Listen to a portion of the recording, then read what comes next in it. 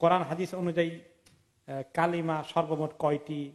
বাংলাদেশে শিখে এসেছি 4টি। এগুলো কতটুকু সঠিক? কালিমা অর্থ কি জানেন? শব্দ।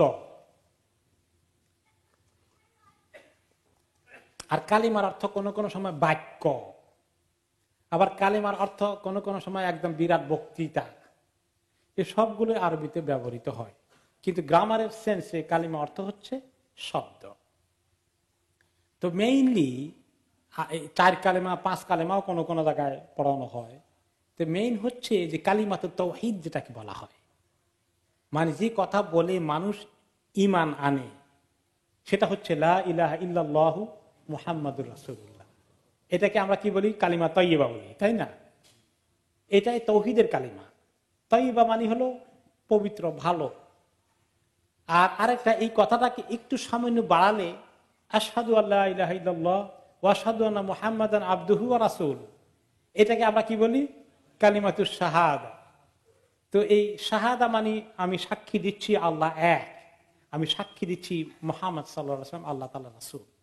এটা কিন্তু আসলে লা ইলাহা ইল্লাল্লাহ মুহাম্মদ রাসূলুল্লাহ আর এই জিনিস একটাই, এর মধ্যে এমন কোনো বড় পার্থক্য নেই। শুধু আমি সাক্ষ্য দিচ্ছি। যে ব্যক্তি মুসলমান হয় সে যদি বলে আশহাদু আল্লা ইলাহা ইল্লাল্লাহ ওয়া আশহাদু আন্না মুহাম্মাদান রাসূলুল্লাহ, এটা কালিমাতু শাহাদা একটু বেশি কমপ্লিট হয়েছে, ভালো হয়েছে, এটা পড়লো।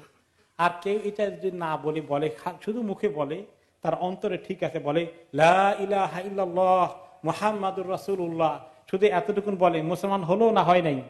হয়ে গেছে। তাহলে কালিমাতে তাইয়্যিবা কালিমাতে শাহাদার মধ্যে আসলে মৌলিক কোনো পার্থক্য নেই। তো এরকম ভাবেই কালিমা তো আসলে একটাই, যে ওই যে আল্লাহর তাওহীদের স্বীকৃতি দেওয়া আর নবী মুহাম্মদের উপর ঈমান আনা, এটাই আসল জিনিস।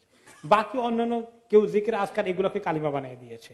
আবার কালিমা মুফাসসাল না কি বলে, তামজিদ, কালিমা তামজিদ, কালিমা, এগুলা বিভিন্ন তাওহীদের গুণগান অ্যাড করে এগুলো আবার কালিমা বানিয়ে দিয়েছে। এগুলোর মধ্যে আবার কায়দার মধ্যে ঢুকাই দিয়ে মুখস্থ করা জরুরি মনে করে দিয়েছে।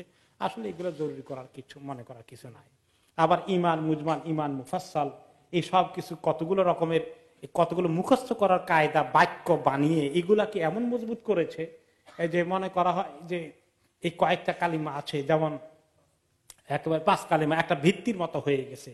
মানে এগুলো একটু বেশি বাড়াবাড়ি হয়ে গেছে, এগুলো এত দরকারি কোনো কথা না, এগুলো এত জরুরি কোনো জিনিস না। যেমন ইমান মুজমাল, ইমান মুফাসসাল আমাদের যেটা শিখিয়েছে, আমানতু বিল্লাহি ওয়া মালাইকাতিহি ওয়া কুতুবিহি ওয়া রুসুলিহি ওয়াল ইয়াউমিল আখির ওয়াল কদরি খাইরিহি ওয়া শাররিহি মিনাল্লাহি তাআলা ওয়াল বা'থি বাদাল মাউত। কি কি বিষয়ের উপর ঈমান আনছি? আল্লাহর উপর, ফেরেশতার উপর, এগুলো ইত্যাদি। তো এখানে কোন কোন জিনিসের উপর ঈমান আনতে হয়? আরকানুল ঈমান, ঈমানের রোকন কয়টা? 6টা। যদি ওটাকে ভেঙে কেউ 7টা করেছে, আসলে অরিজিনালি 6টা। তো এটা মুখস্থ করার জন্য কোনো কালিমা আল্লাহ নাজিল করেন নাই। মুখস্থ করার উপরে ঈমান আসে যায় না।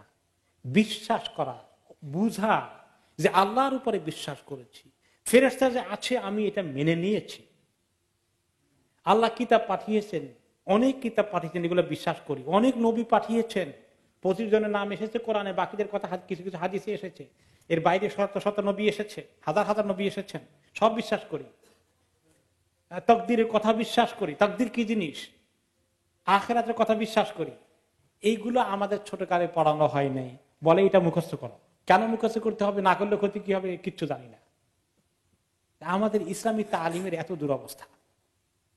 তো এই জন্য এই বিষয়গুলোকে ঠুনকো ভাবে নিয়েছে। অনেক সময় মানুষ জাস্ট একটা আনুষ্ঠানিকতা, ঠুনকো ভাবে একটা ফর্মালিটিস অবলম্বন করে, কিন্তু আসল ইসলাম চায় মানুষ বুঝুক, জ্ঞান অর্জন করুক, আল্লাহ তাআলা সম্পর্কে তার ভালো করে জানার সুযোগ হোক, কোরআন হাদিস বুঝুক।